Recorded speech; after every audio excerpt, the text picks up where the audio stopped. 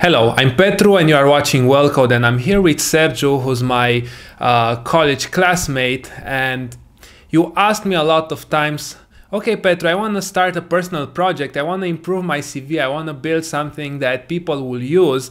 And this is the reason why Sergiu is here. He has an incredible project, but I let him tell you more about what's his project about. It blew my mind when I saw it. So can you please tell the others? Right, so I'm currently working on Burnermail. It's an email forwarding app. So if anyone's familiar with all those mailinator type of apps, that's kind of what we're doing, but in a more convenient way. Each and every one of us, we give out our email every day, right?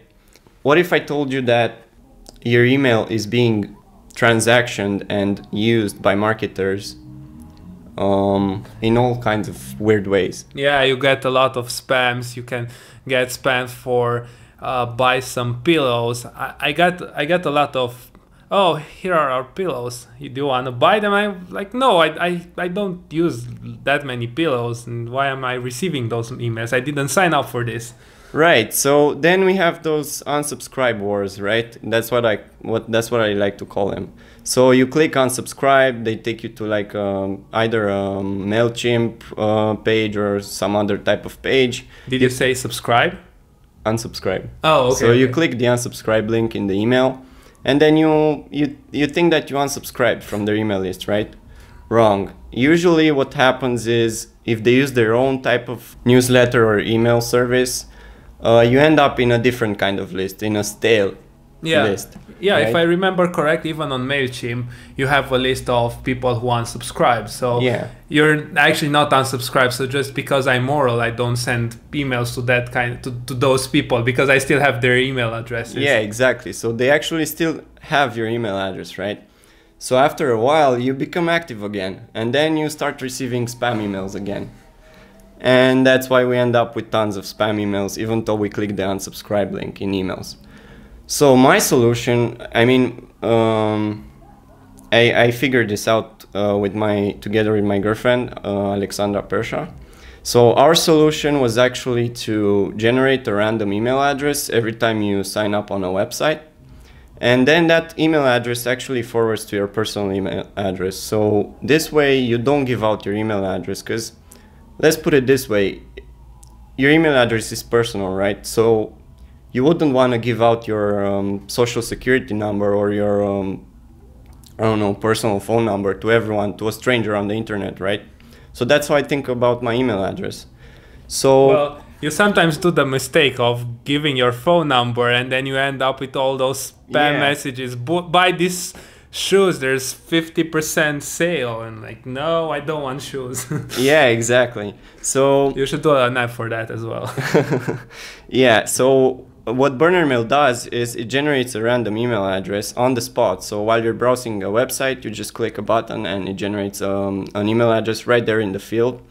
And then you sign up using that email address, and when you notice that they start sending you spam or things like that, we have a handy extension, and you just turn it off, and then spam no longer comes to you. Spam comes actually to our server, but we just ignore it. Mm-hmm. Yeah, basically from what I understood from your Chrome extension web page, you basically can turn on and off each email address, and basically that's it. So I'll drop a link in the description. You can use that extension. It's brilliant. I'm gonna start using it as well. And I think another very interesting thing is that you can see which website has sold your email address to those pillow merchants. Yeah. So you can track them down and then call them. Especially if you're in the EU, you can invoke GDPR, and then you can throw them in jail. So how do you feel about people using your extension to throw other people in jail or just get fined? I'm not too comfortable throwing people in jail, so I just want to avoid spam, that's all. Yeah, okay. One very interesting thing about you compared to the people I interviewed before is that most of them had some coding contests experience. They put a lot of extra effort, and if I remember correctly, you didn't actually put a lot of extra effort in college, and you weren't surrounded by all those geeky people who are writing code all day. And I think I was the slacker type. yeah, and I think a lot of people who are watching this video are exactly in your situation. They sometimes like to write code. They want to build things, but they don't have that kind of motivation to just close themselves in the room and code all day or not and all night for a few months. So how did you find your path to this? What were you doing before starting this app? What's your life story in short? Right. So in short, I got into computers, I think when I was 8 or 9. From the first day I got into coding and computers, I knew I didn't want to follow the traditional path. So that means I get good grades, I get hired by a top firm, I work at that said firm for 40 years, and then what? Then I just quit and enjoy retirement, but that's not how it works. Enjoy your diseases and your sicknesses. Yeah, diseases, exactly. So I guess I was a slacker type because maybe in my head, I'm kind of dumb like this. I wanted to preserve energy for working harder after college. I'm not sure if it worked, but yeah, that's pretty much what I did. Okay, so you just decided you don't want to work that much. When did you start working for a company, or how did your professional career developed? Right. So in college, in our second year, they make you do an internship over the summer, right? It's mandatory. Yeah, it's mandatory. So I took an internship with the first company that called me. I sent my resume to like a bunch of companies, and the first one that called me the next day, I said, yes, let's do it. And I got actually hired full-time instead of interning. So I told myself I'm just going to be here for 2 or 3 weeks, for as long as I need to complete my college assignment. So two years later, I kind of woke up and saw that I was working at a not so good company, doing projects that were most likely going to die after a few months. Mm-hmm. So you're saying that you are working for a bad company, but yeah. Can you please explain for the people who don't have any industry experience, what does it mean to work at a bad company? Why do you need to improve your skills in order not to end up at a bad company? I wouldn't call it a bad company specifically. It was an okay company for the market in Romania. It gives hundreds of people jobs. It provides for them, but the projects that they're working on, they're really soul crunching. What do you mean by crunching? The projects are pretty bland, so they're pretty boring, right? So you get stuck working on boring projects for all the time you're employed there, pretty Mm-hmm. much. But doesn't that mean that you can finish them faster, or at least you're not using your brain power that much, so you're not drained at the end of the day? No, because it's not actually repetitive work, right? You would expect that bland projects are repetitive work, but they're actually kind of the same as a passionate project, but they just don't have the same you don't have the same passion for them Mm-hmm. to work on them. Oh, okay. Yeah, before that you were saying that the company was not necessarily bad, but it had some downsides. Yeah. This was one of them. Were there any downsides? I guess the only downside that I see was the pay. The pay. Because it was really low. Mm-hmm. So you're working on a tight schedule, Yeah. low pay, and not interesting projects? Yeah, and this was during my third year of college, and when I completed my final assignment. I worked full-time while I completed my final assignment and all my final exams. Mm-hmm. So you did actually work hard in college, but yeah, just not on the right things. Yeah, exactly. And then you graduated, you quit this job, or you stayed? Oh, I graduated, and I think as soon as I graduated, I stayed for like 2 or 3 months more, and I quit. And I started doing freelancing, right? Mm-hmm. So I took a few projects from Upwork. I don't recommend Upwork, by the way. And those projects brought money to the table, right? So I had money to eat, I had money to take my girlfriend out, things of that nature. So then I watched a Jack interview, right? Jack, the CEO of Twitter. I think the founder of Dig interviewed him. I don't remember his name right now. If you remember the link, we can put it in the description. Yeah, we'll put a lot of resources. So if you're watching this video, don't only watch the video, also check the links in the description. Hopefully Sergiu will be there to answer your questions. We did that also with Mihai, who worked at Mercedes. I don't know how to pronounce it. There should also be a link around here for his interview. But also check the links in the description and inform yourself. Stay motivated. Right, so if everyone's curious, the show is called Foundation. I think it was shot in 2013. And, when Twitter was cooler. Yeah. And it interviewed a bunch of famous founders. And to me, it was really interesting to see how they think. So then Jack said that he actually had a list of ideas that he kept. And whenever he had an idea that sounded brilliant, he would just type it down and then let it sit there for a while. And ultimately, after a few months, he would check the idea list again and see which ones sound cool. And surprisingly, most of them were really shitty after a few months. So that's what I did. And I think one day I got so mad because I was receiving a ton of spam emails. And I was like, just screw it, I'm just gonna begin this project and I'm gonna do it. And I presented it to my girlfriend. And we started working on it on the side. So we both had full-time jobs at the time. You are both programmers? Yeah, we're both programmers, yeah, exactly. So we worked on it. After we finished our 9 to 5, we took like an hour lunch break at like 6 or something like that. And then we started working on it for 4 or 5 hours or late into the night. Yeah. And for how long? Oh, and at the time, my girlfriend was also doing freelance on the side, so she was juggling three things. So she was sleeping very, very, very little. So for how long?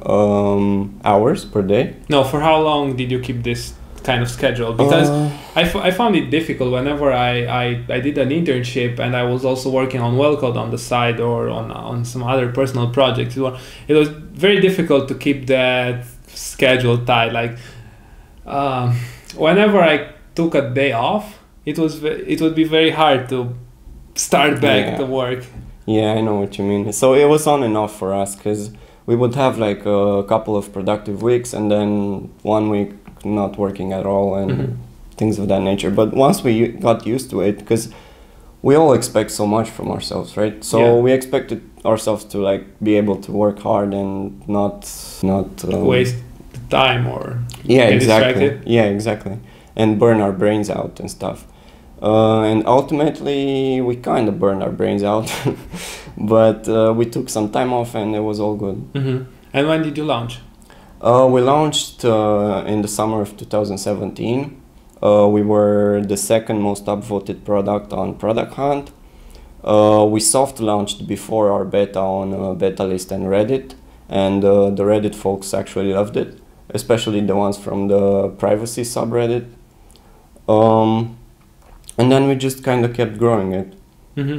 And how's the pricing working on, or how does the product work exactly? So I suppose you have a free trial or free... Yeah, we have a free tier and a free trial, yeah. Right now we're kind of experimenting with pricing. We want to see what's best for the people and for us, because...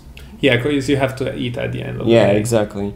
So we're kind of experimenting with pricing, but right now we offer 50 free burners. So a burner is actually a random email address that gets generated on a website. 50? 50? Yeah, 50. Isn't that a lot? It is. For free? It is, yeah. So we're offering 50 free burners, 1 custom burner, and 1 mailbox burner. What's a custom burner? Right, so this is confusing because we have to redo this because it's really confusing for our users. So a custom burner is actually an email address that you can customize, so it's not generated randomly. and you create it, and then you reuse it whatever you want. A mailbox burner is kind of the same thing. It just doesn't forward the emails to your personal email address. You just read them on our web app. So basically you also have an email client. Yeah, kind of. So if you want to get those 50 free mail burners, Right. did I say it right? Okay, so if you want to get those 50 free email burners, sign up right now, even though probably this interview will get published a lot later, because we still have some unreleased interviews from back when I was in LA. So if you see some changes, this is how the project was in December, at the end of December 2018. Hopefully when this video will get launched, this project will be way bigger, and I'll be very honored for doing the interview with you. Yeah. Hopefully you likewise. Yeah, thanks. So the project idea is interesting, and now I'm gonna get to some questions which are interesting to the people who are not experienced. So you probably had some 2 years of prior industry experience. So you knew your way around. But what would you tell yourself when you were in high school? Let's say you had this idea in high school, and then the ghost of Sergiu from right now pops into your mind from back then. What would you tell him if you would like to implement this project? Right, so I basically wasted all my 4 years of high school. I didn't do absolutely anything in high school. So I would tell myself to start early, definitely, and be more ambitious. Because I went through high school like a ghost. I basically did nothing. I just did my assignments, I graduated, and that was it. I didn't do anything on the side or anything that I was passionate about. So I guess that's the first thing I would tell myself. And the second one is don't listen to the haters. Did you have any haters? I had some bullies. Oh, okay. Oh, I mean bullies, but your projects, I can't find any reason for hating, and I'm usually very negative when people tell me about their projects. I always find the downsides of the projects. I always find reasons why it won't work, but I couldn't find anything for you. With Burnermail we actually had a bunch of haters, but we addressed the issues that they presented, so we kind of corrected everything that people told us. Well, that was feedback. There's a difference between feedback and haters. Oh, haters? I don't think we had haters. We had a bunch of people that were disappointed. We had our server down for about 8 hours one time, and some emails didn't get delivered, and some people were super pissed, and me myself, I would be super pissed. Yeah. Because you're not getting your emails anymore, yeah, exactly. Right? But we fixed that, and now the server is rock solid for like 6 months at least, and it's gonna be like this for a ton more. Yeah, congrats. So going back to my question, for a lot of people who are trying to start their own project, the technical side, the technical side may be overwhelming, because let's take for example your project. You don't actually know how the email protocol works, or at least I don't remember hearing about how it works in college. I remember when we configured the email server for WellCode, just follow the tutorial online. But the difference between me right now and me in high school is that right now I have the confidence that with enough web searching I can figure that out. But your project sounds a bit overwhelming. So you had to figure out how the email protocol works. It is. And then you had to figure out how to send the emails, then how to make it reliable, so that whenever an email cannot be sent, you save it somewhere, I imagine, and then resend it again. No, we don't actually store any emails.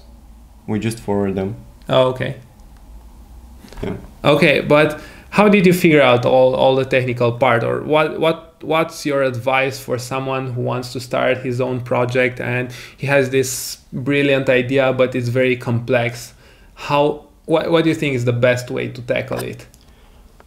So first of all, it wasn't me who figured out the email protocol and all that kind of stuff. It was actually my girlfriend, who's a really talented programmer.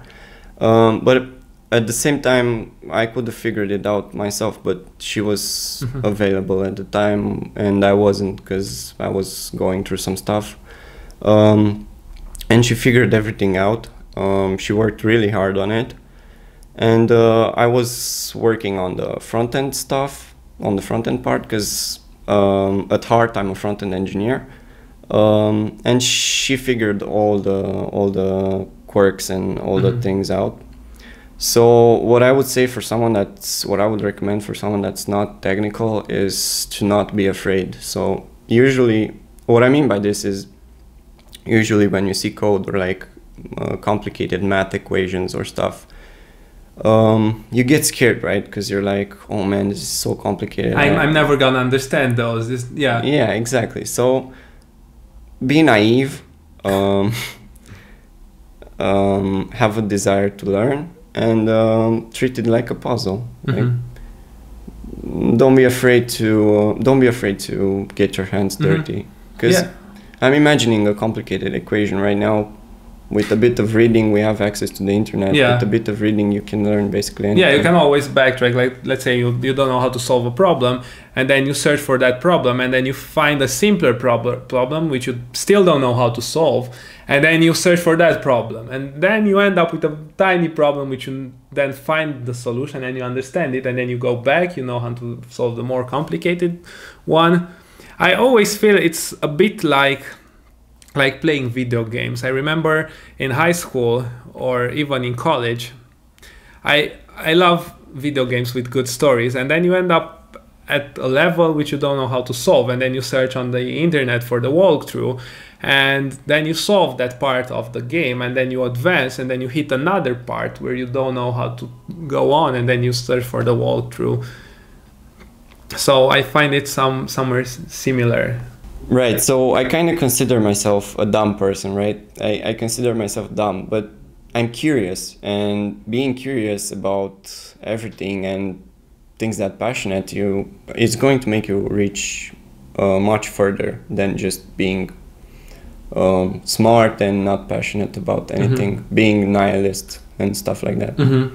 Yeah, about the passion, I think it's more sensible than that, because you can't be passionate about computer science right from the beginning. You need to get some experience, you need to get some confidence that you're able to create your code. So you're not passionate right from the beginning. I'm a big advocate against passion, or against starting from the start to be passionate about, because you can't love doing something. I even remember playing Dota for the first time and being killed and hating it, and then after playing a few matches and not dying anymore, or at least not dying anymore right at the beginning, I started to like it. So there's a difference between passion, between doing what you love and being proficient at something, and then being passionate about that because you're proficient. Yeah, exactly. Yeah. All right, so you launched it. What are your future plans? When will you be fat CEO? I don't plan to be the CEO type. I'm actually a co-founder, and I just plan to be the kind of the silent type, just working my ass off and not bugging my mind with stuff like going clubbing or things of that nature. And how do you decide which feature to implement next? So right now we use Asana, and we receive feature requests via email. We can have our own super basic CRM that we built on top of the app. It's a client relationship management application. So like talking with the clients? Yeah, exactly. So based on specific actions that your users or clients are taking, you approach them via email or via push notifications or stuff like that, and you request their feedback. So for example, we request our users feedback after 4 days, so I don't remember specifically, a few days after they sign up, and we ask them what they think of the app. And you'd be surprised to find out that most of them actually reply to those emails, and they tell us their honest feedback, and we take that into consideration. And then we have a huge list of upcoming features. We have a roadmap. And based on how much time we have available, because we both have full-time jobs right now, we kind of decide which features are more priority, and we start implementing those. Right now we're implementing two-factor authentication, and I'm redesigning the landing page. So Alexandra is working on two-factor authentication, and I'm redesigning the landing page. So for the future, I guess we just plan on making it better, adding more features that users really want, and yeah, just continuing with it like that. And are you viewing it as a long-term project which will grow and which will become your main job, or is it just an experiment and then you'll move on to something else? Right now, I kind of want to wait and see how it plays out, but I plan on seeing it through the end. So I plan on I'm not sure what the definition of end is, but I kind of want to see it at least until it becomes super huge. If it ever becomes super huge, I want to see it to the end. A lot of times when people are talking about their project, I don't know, I want to see how it becomes huge. They're in contradiction with what Gary Vee says, or at least his mentality. He always has this mentality of making things work. Don't wait to expect them to work, but just pushing very hard until it works, or until it becomes large.